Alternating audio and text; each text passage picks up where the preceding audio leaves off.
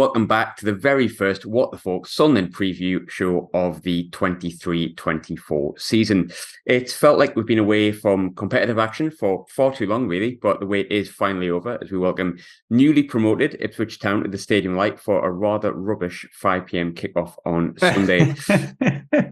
I feel like my guest might agree with that, and if you don't recognise the voice, it's been a year or so, but one of my first and oldest guests, not been on since the League One days, to keep me up to date with the Tractor Boys. Benjamin Bloom. Ben, how are you doing? I'm good. Are you going to tell your audience about our lovely moment outside the playoff final? Do you remember that? I do, yes. It was very, very nice. It was weird, wasn't it? So I was in the Wickham end. It was much easier for me to get a ticket as a neutral in the Wickham end. And I hightailed it out of the ground and walked round Wembley, trying to go back to my just park spot, which I've inevitably paid 25 quid for or whatever, to park on some driveway 5 minutes from Wembley Stadium.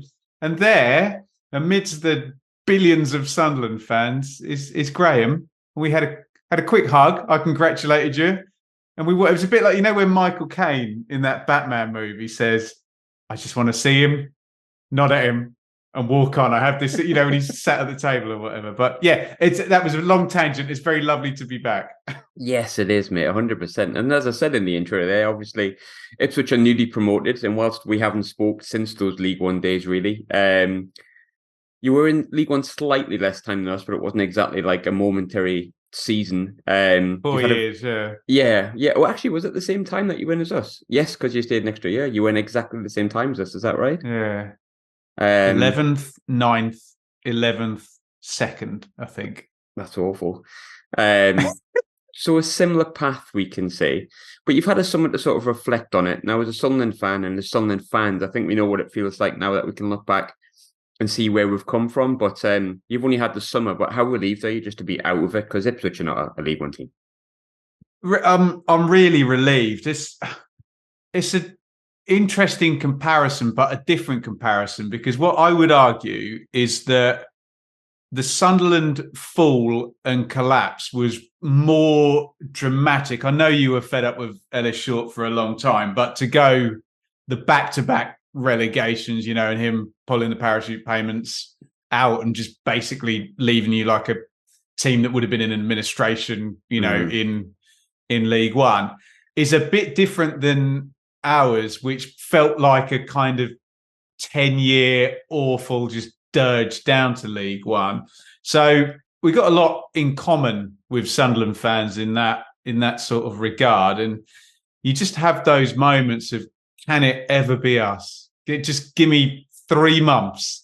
And by God, we had a good season, but the last 3 months, or 15 games from Valentine's Day, was just the best 15 games of supporting Ipswich in 20 years, basically. It was absolutely brilliant. The team, look, I know everyone can reasonably turn around and say, yeah, nice one. You had the biggest wage budget and the biggest spend out of anyone. We know. We acknowledge that, hopefully with some humility, but we probably had that for a couple of the other seasons as well in League One and did nothing with it. So it's just brilliant to be the winning team and go on.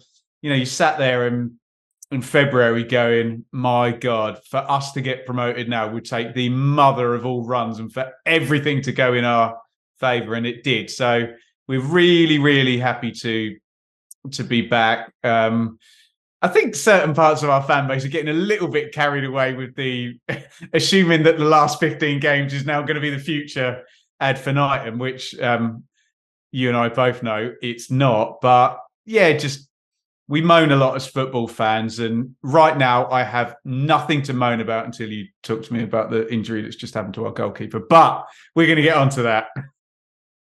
I think, I wouldn't say you've gone for it in the transfer market, but it's been a good summer from what you can see. And I think weirdly, it seems odd to say this, but Sunderland are perhaps an example of what a big team from League One can do when they're promoted out of League One, and have that, because I think we had 17 games our unbeaten one going into it. So not too dissimilar, although we went up by the playoffs and had the euphoria of Wembley and stuff like that. But I think, last season, it's funny, we did our preview show yesterday, and one of the lads last year said we'll finish fifth, and we all like laughed and haha, and we finished sixth.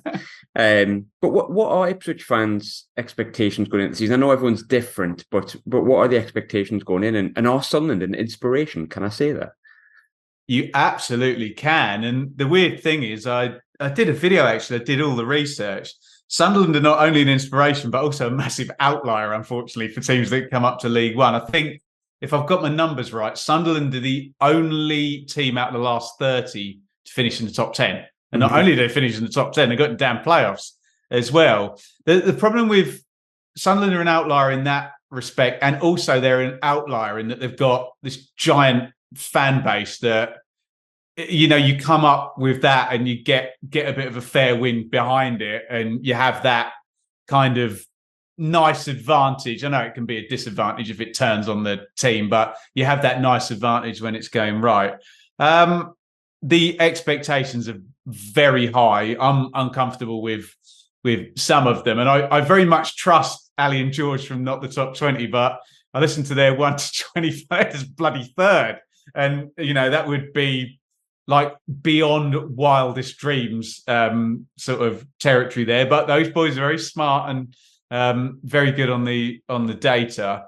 We're not going to emulate Sunderland in that the Sunderland recruitment model is so innovative, and you know, I don't know how many more 18-year-olds from Swaziland that I've never heard of you're going to sign that are going to turn out to be really great. But I love it. I think it's brilliant, and I'm so excited to see how some of these players sort of turn out. And you can tell me all about Chris Rigg as well, who I think the whole division is excited to see how he turns out. But the expectations are very high. We're going down the British player who's been at big academy, and for nice chunky fees, you know, 1 million. I mean, you know all about Nathan Broadhead, don't you? So we love him. And Harry Clark, who you'll be very pleased is going to be suspended for Stadium of Light. He kind of was Arsenal young player. Taken Jack Taylor from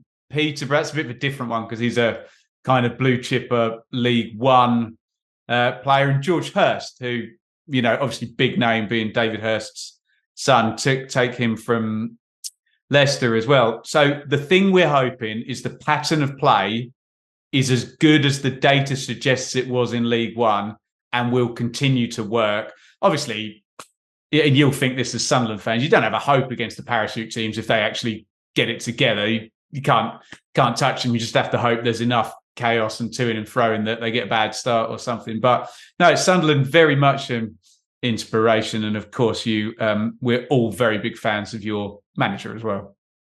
Yes.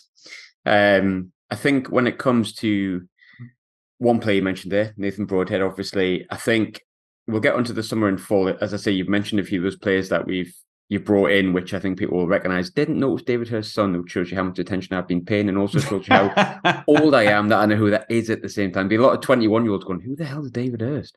He was a player, I tell you, 21-year-olds. God, yeah. Certainly was. But Nathan Broadhead obviously is a talking point.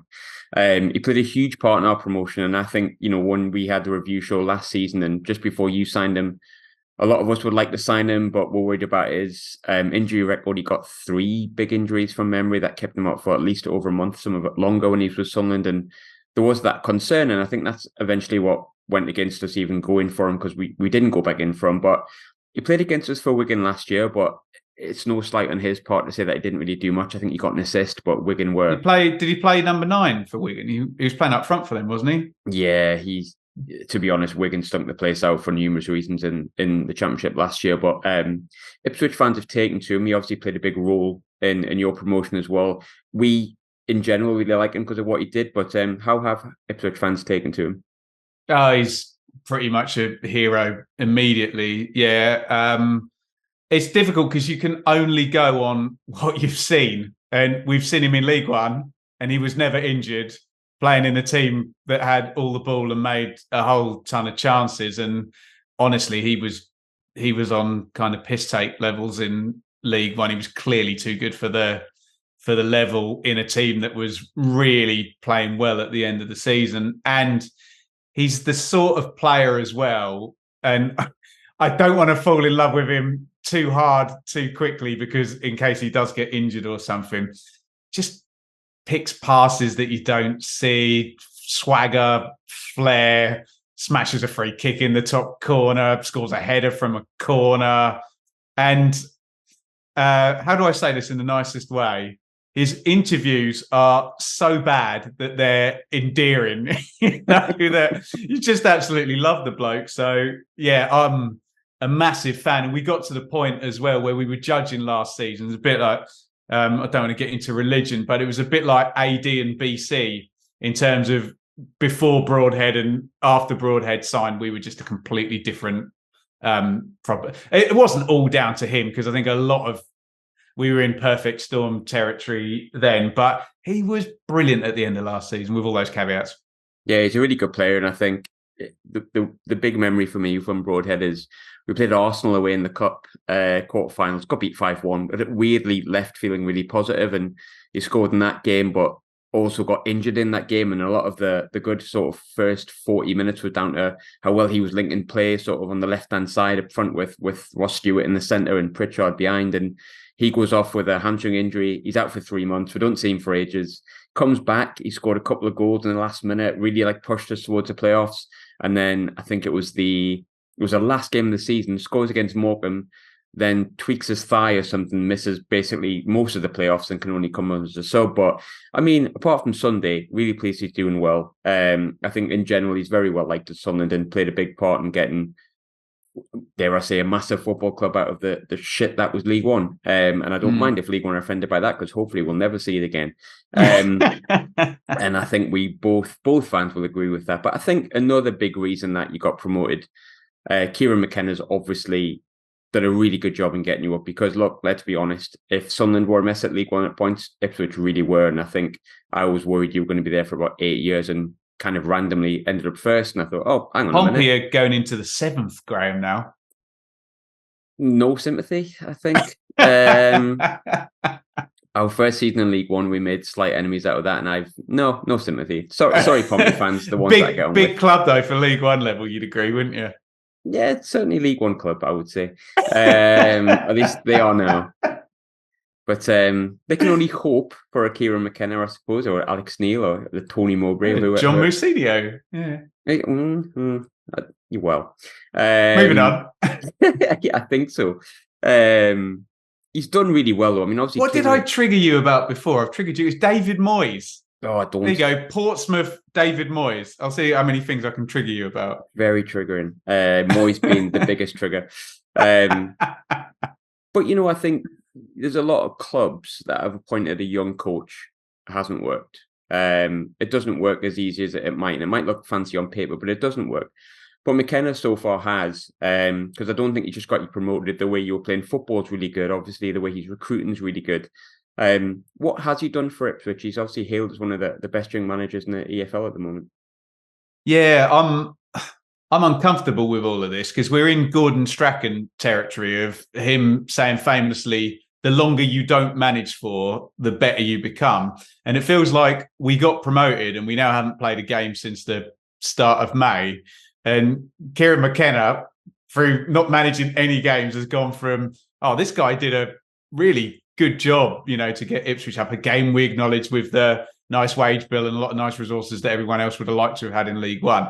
And it's now gone from, best young manager in the division, best young manager in the I think he's the best young manager in the universe by the time we kick off. So the hype is getting a bit crazy. And we should acknowledge he didn't win the division, and there was Stephen Schumacher ahead of him, who's did a cracking job for Plymouth as well. Obviously, I'm talking him down to a certain extent for my own emotional coping mechanism when he does get linked with lots of other jobs. But he's done really, really well. And do you find it difficult to judge, Graham, sometimes? Because I try and listen to what managers say, but sometimes managers have their own messaging that they're getting across to their own fans. So all of a sudden, if Michael Duff, who we all think is a great manager, says this is the best League One team I've ever seen, half of you is drinking it in and half of you is thinking, okay, if we beat them, he's just setting his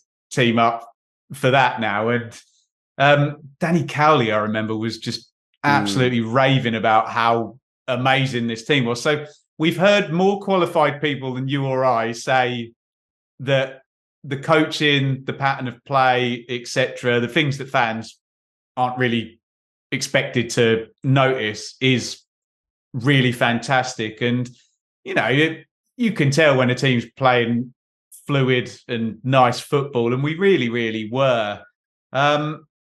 So again, it's acid test now, isn't it? You're up the level.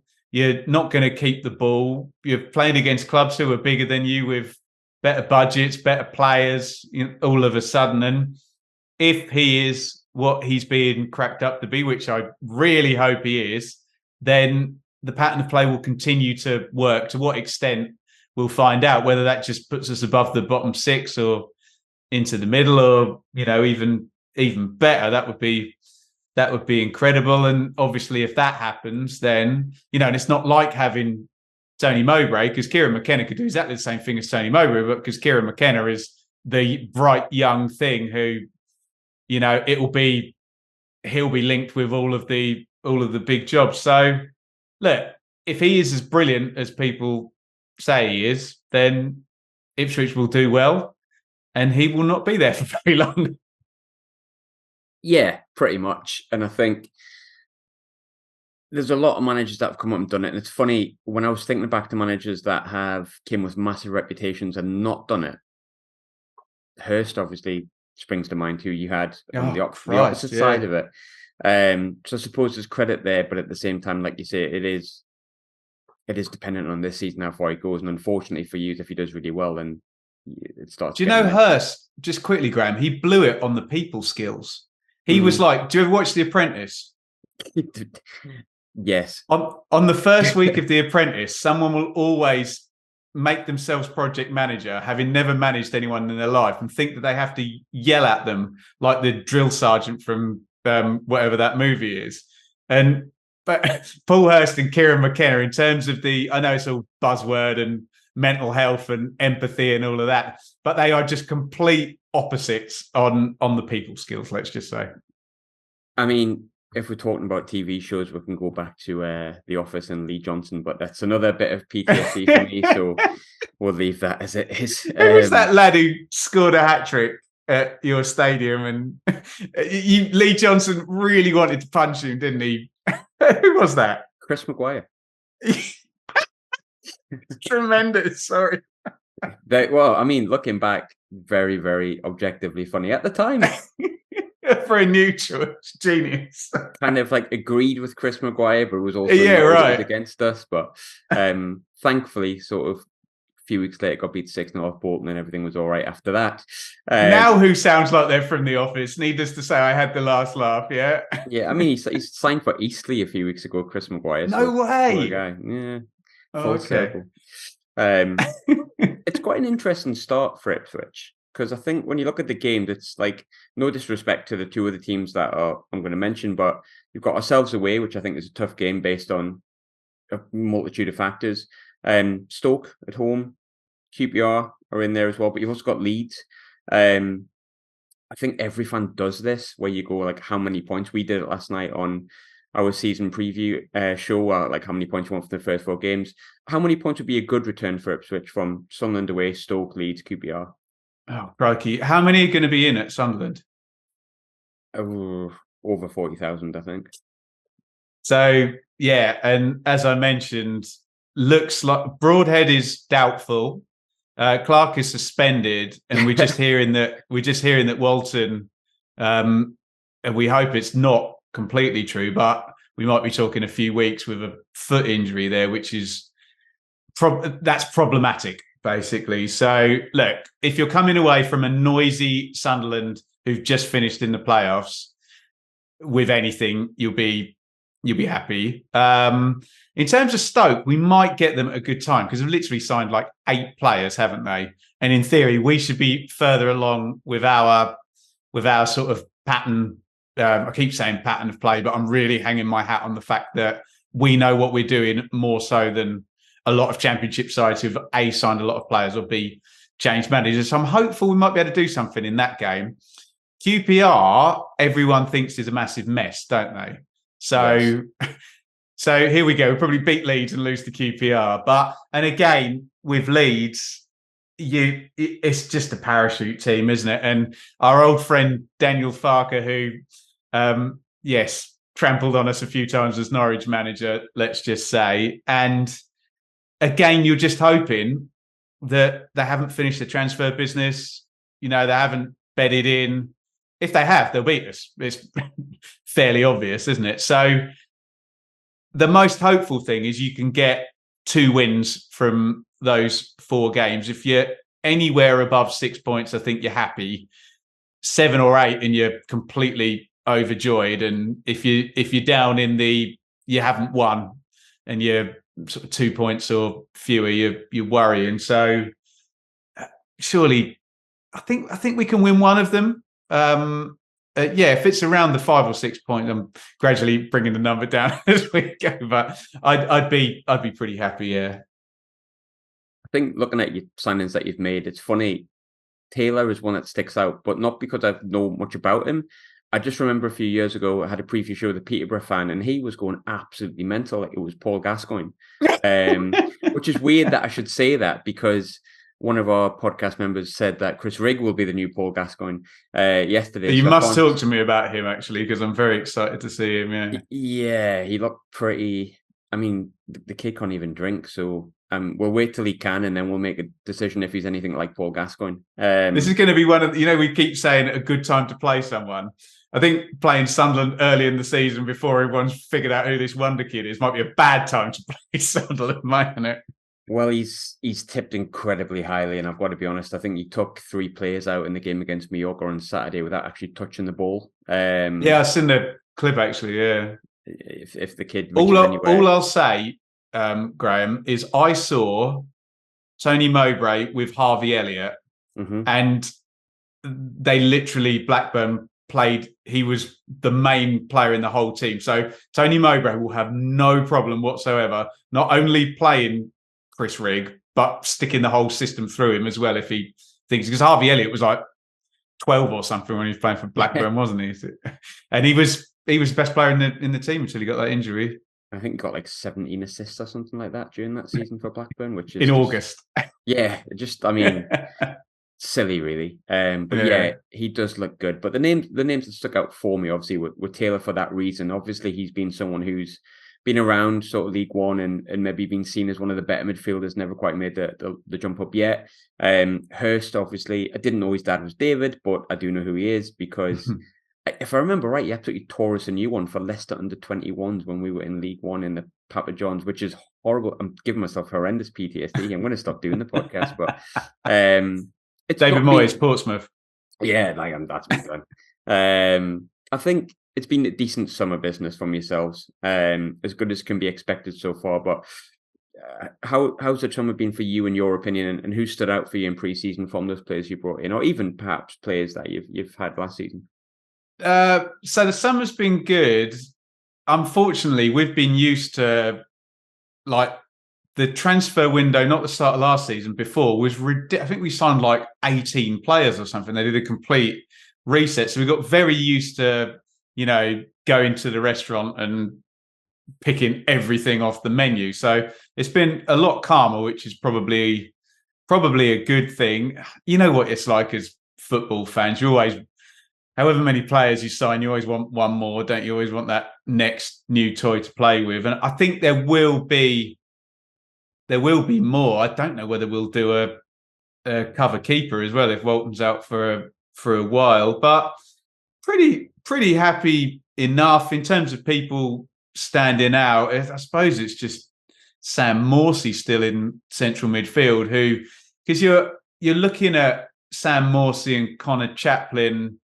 Shone Aluko is kind of there, around the first team as an influence rather than a key player, whereas Morsey will actually, here's your guy who's actually done something in the Championship before. Chaplin was actually Player of the Month in the Championship for Barnsley as well in their playoff season. So yeah, you're leaning on those players rather than the new ones. Hopefully, I mean, the CEO says 2 or 3 more.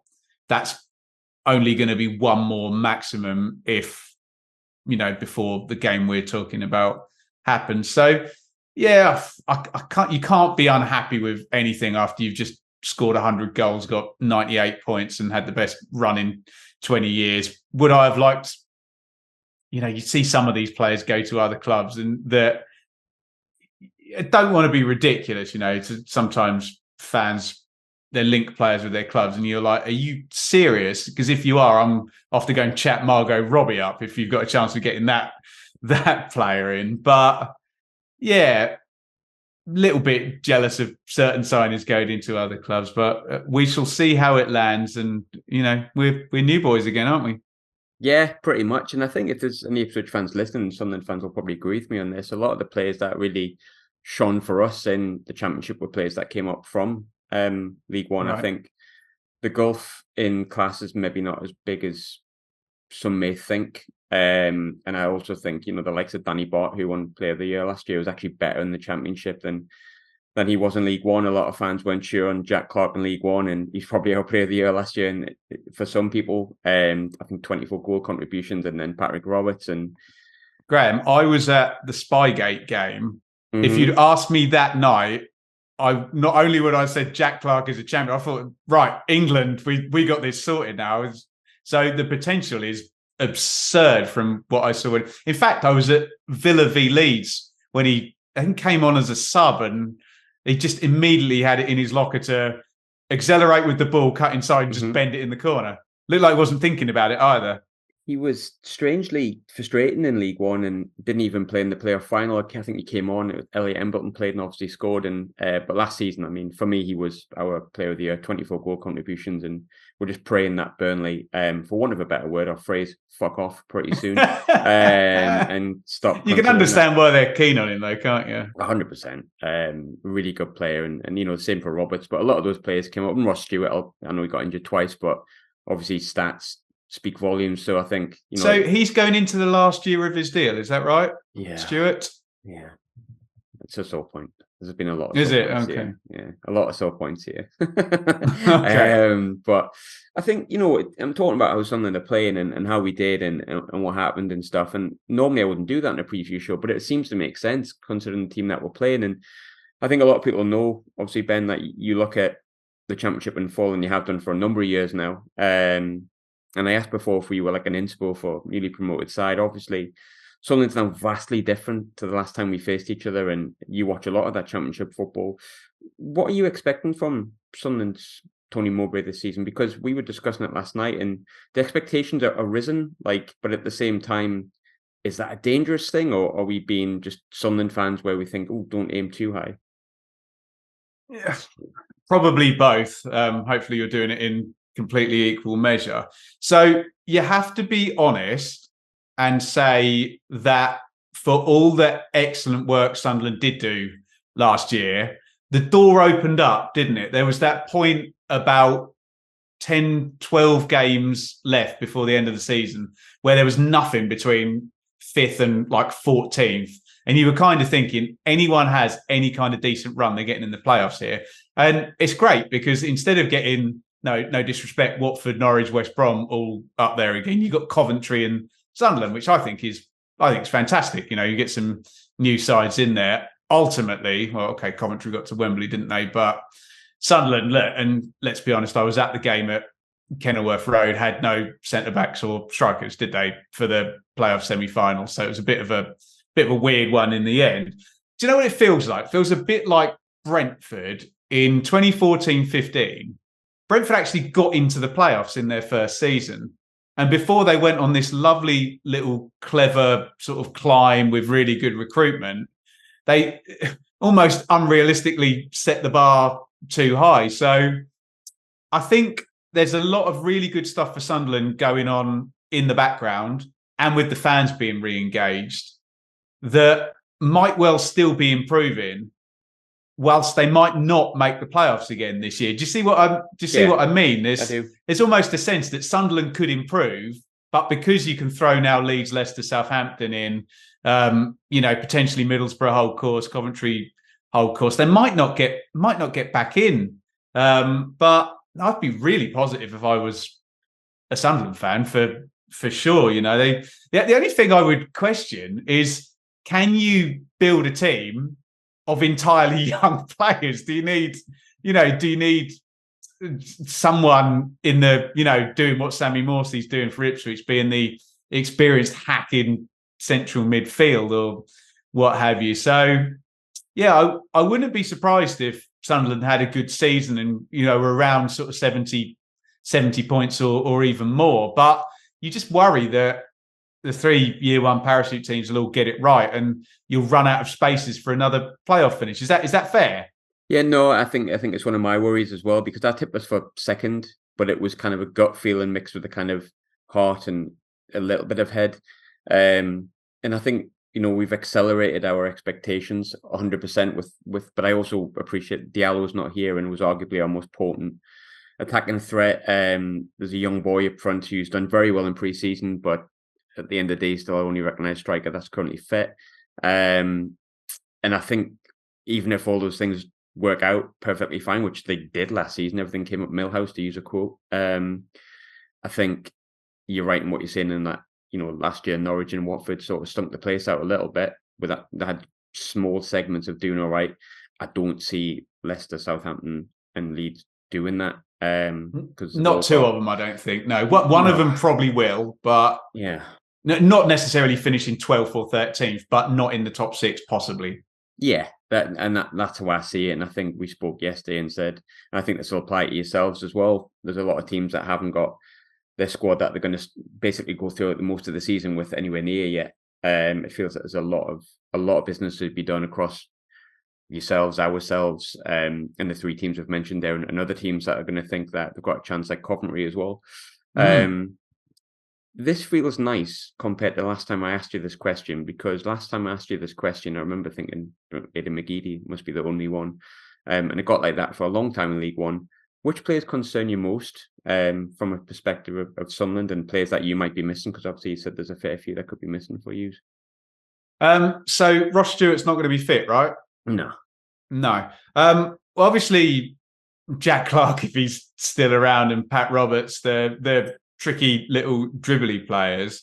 I don't think Chris Rigg concerns him, because I'm quite excited to actually. I'd love to see him sort of start the game, and you can imagine the noise if he comes on. So who will play down the left hand side for you guys? Probably Jack Clarke. That's the one, because Harry Clark's not going to be there. So we'll probably be playing Janoy Danassian, who's done everything we've ever asked for him. But Harry Clarke is a level above. So yeah, not just Jack Clarke on the basis of his astronomical numbers and my Bielsa fanboy predilection, but on the basis he's going to be up against our second choice right fullback as well. Yeah, I mean, we're expecting a lot from Jack Clarke if he stays, and hopefully he does. Now, I asked for a score prediction yesterday on our review show. If you haven't listened to preview show, if you haven't listened to the review show, I'm spoiling it for everyone, but that's tough. I don't really care.